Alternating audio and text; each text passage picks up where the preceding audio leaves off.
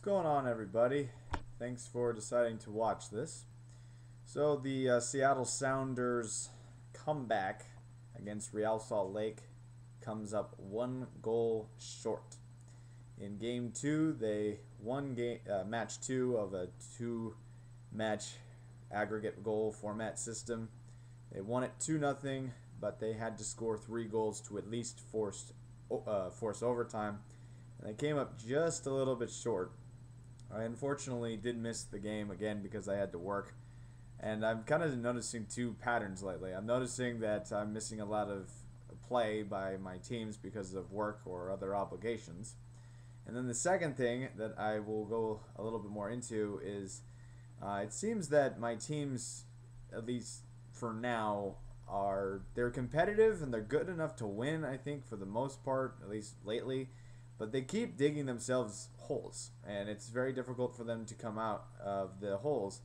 I'm talking about the Seattle Thunderbirds, Central Washington Wildcats, at least the football team, and now the Seattle Sounders, for that matter. So I'm wondering how long this is going to go. But anyway, so Real Salt Lake had a 3-goal lead going into the second match, and the Sounders were able to cut the deficit to 1. Both goals came in the second half. Anzi Alonso made a penalty shot with the 56th minute, and then Lamar Nagel scored in the 61st minute to reduce the deficit to 3-1. Sounders were down 3-2, and I'm sure they were going nuts at the clink in Seattle, and that was pretty much it. Unfortunately. Some stats in the game. This is when you know the Seattle Sounders gave it their all and just completely outplayed Real Salt Lake offensively. They had 26 shots, 18 of them were on goal, and compared to Real Salt Lake's 4 shots and only 1 of them on goal. Now, granted, Real Salt Lake kind of was in the better position because they just had to defend and just kind of were in the situation where if they just defended and were able to hang on, they did their job. So maybe I'm guessing that's probably what they did. There were 28 fouls, 15 for called on Seattle, 13 on Real Salt Lake, so pretty evenly matched. Corner kicks, Seattle having more shots on goal, I can imagine had more, which they did. 10 corner kicks compared to Real Salt Lake's 2. Salt Lake was called offsides 3 times. Each team had 2 yellow cards, no red cards. Casey Keller made 1 save, and the Real Salt Lake goalkeeper made 16 saves. And man, did he have his work cut out for him. But as for the yellow cards, the Real Salt Lake got 2 of them. Tony Beltran received one in the 55th minute, and Nick Raimondo had one in the 56th minute. For the Seattle Sounders, Roger Levesque had one in the 62nd minute, and Leo Gonzalez had one at the end of regulation play in the 90th minute.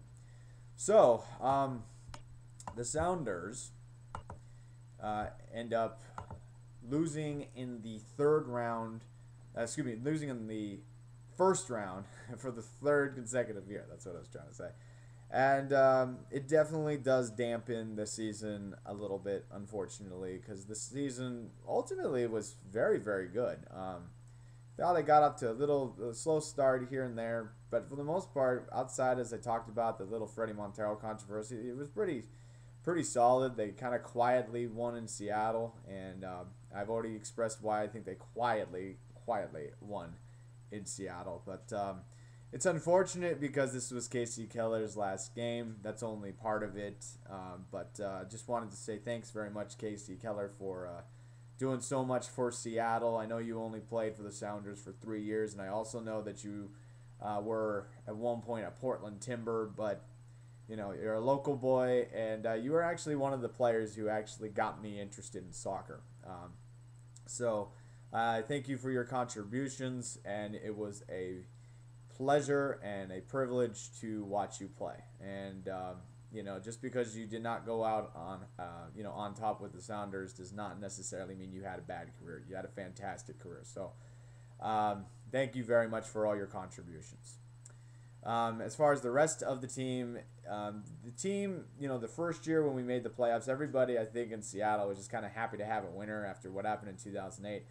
The second time we went to the playoffs last year and we lost to the Galaxy, I mean, frankly, I was kind of half expecting us to kind of be beaten down by the Galaxy, which is what happened. This year, on the other hand, the goal was to win the MLS Cup. And so with that expectation, unfortunately, it does dampen the season, and we failed. I mean, I wouldn't necessarily say it's a failed season, but the Sounders, the organization, ultimately failed at what they tried to do this year, because that's what they said to the fans. But this team will be back. This team will be back next year. Obviously, goalkeeping is going to be a story, whether or not Kevin Boss is going to take over Casey Keller's spot, or we're going to find a new goalkeeper. I don't know.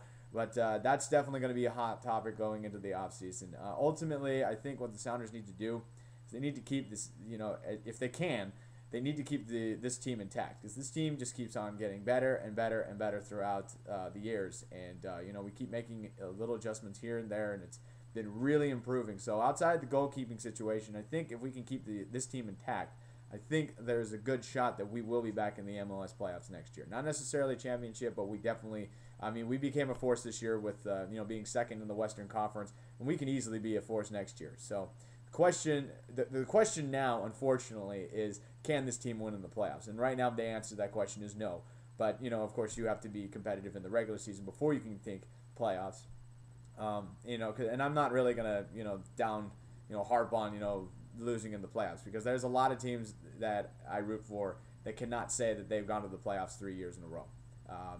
There's a lot of teams that I can, and out of those teams, of course, like the Storm in Seattle and, the Central's men's basketball team. I mean, the expectations obviously is to win in the playoffs, but for the most part, the majority of my teams can't even say that. So that will do it for the Sounders coverage. Go Sounders! It's unfortunate that it ended so abruptly. But we'll see you next year. This team will be back. I'm pretty confident this team will be back next year.